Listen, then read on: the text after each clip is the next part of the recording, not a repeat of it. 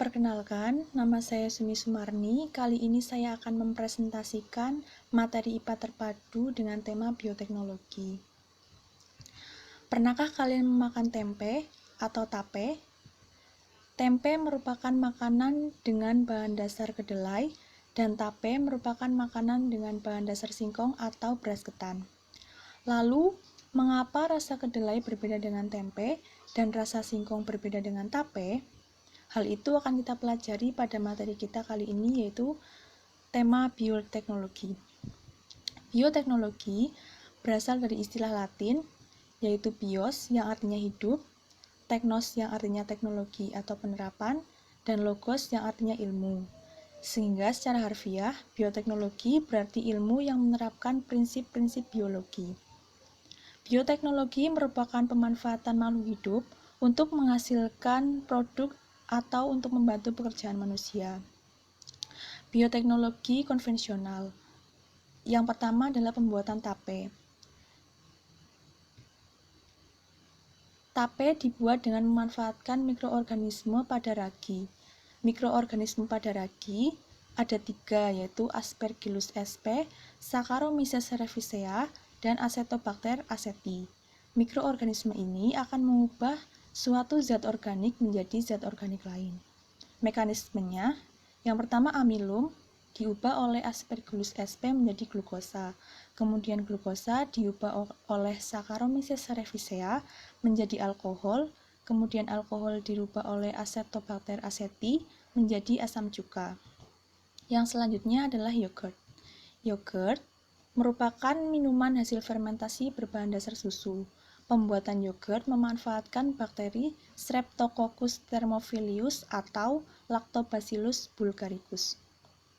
Pembuatan yogurt ini dimanfaatkan fermentasi asam laktat. Selanjutnya pembuatan keju. Pembuatan keju melibatkan bakteri Streptococcus thermophilus dan Lactobacillus bulgaricus. Kedua bakteri ini menghasilkan enzim renin. Selanjutnya pembuatan tempe. Proses pembuatan tempe melibatkan jamur Rhizopus oryzae dan Rhizopus oligosporus pada biji kedelai. Jamur tersebut akan menghasilkan benang-benang yang disebut dengan hifa, sehingga membuat tekstur kedelai menjadi padat. Jamur akan menghasilkan enzim protease yang dapat menguraikan protein kompleks yang ada pada kedelai menjadi asam amino, sehingga lebih mudah dicerna oleh tubuh. Kemudian pembuatan kecap. Kecap merupakan produk bioteknologi yang berbahan dasar kedelai, memanfaatkan jamur Aspergillus wenti. Kemudian kedelai dikeringkan untuk selanjutnya direndam dengan larutan garam yang kemudian dinamakan dengan fermentasi garam. Selanjutnya ada bioteknologi modern. Menggunakan manipulasi gen, juga dikenal dengan teknik DNA rekombinan, yaitu proses mengkombinasikan DNA satu organisme ke organisme lain. Organisme yang menggunakan bagian organisme lain disebut dengan organisme transgenik. Yang pertama ada tanaman transgenik. Tanaman transgenik yaitu tanaman yang telah mengalami perubahan susunan informasi genetik. Tanaman transgenik merupakan alternatif tanaman yang tahan terhadap hama dan memiliki hasil panen yang melimpah. Prosesnya yang pertama penyiapan fragmen DNA. Yang kedua, penyiapan vektor berupa plasmid atau menggunakan virus. Yang ketiga, penggabungan potongan DNA. Yang keempat, DNA disisipkan pada sel tanaman. Dan yang terakhir, tanaman akan tumbuh dengan sifat yang baru.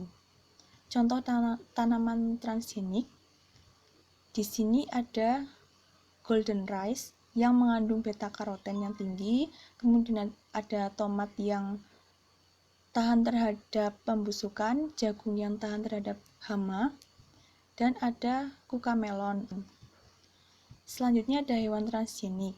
Tujuan diciptakannya hewan transgenik yaitu untuk menghasilkan hewan ternak yang berkualitas, mengurangi penyakit yang menyerang hewan, dan untuk kebutuhan manusia berupa insulin yang bertujuan untuk mengobati pasien diabetes mellitus. Contoh hewan transgenik di sini ada ikan salmon yang berukuran besar dari ikan salmon pada umumnya. Kemudian ada burung kenari Giber italicus yang memiliki kaki jenjang. Kemudian ada babi meisan dan marmut merah jambu. Selanjutnya ada bioteknologi lingkungan. Tujuannya untuk membersihkan lingkungan yang terkontaminasi oleh polutan, meningkatkan kualitas lingkungan, dan memberdayakan sumber daya alam yang masih memiliki nilai tambah. Yang pertama ada pembuatan biogas. Pembentukan energi dengan memanfaatkan limbah seperti limbah pertanian, peternakan, bahkan limbah manusia, melibatkan bakteri anaerob melalui proses fermentasi. Proses pembentukannya disebut dengan anaerobic digestion. Selanjutnya, biodiesel. Biodiesel merupakan bahan bakar alternatif dari sumber terbarukan yang ramah lingkungan dengan komposisi ester asam lemak dari minyak nabati. Dan yang terakhir ada bioremediasi, yang bertujuan untuk menghilangkan, memecah atau mendegradasi zat-zat pencemar pada lingkungan. Contohnya adalah pada tumpahan minyak.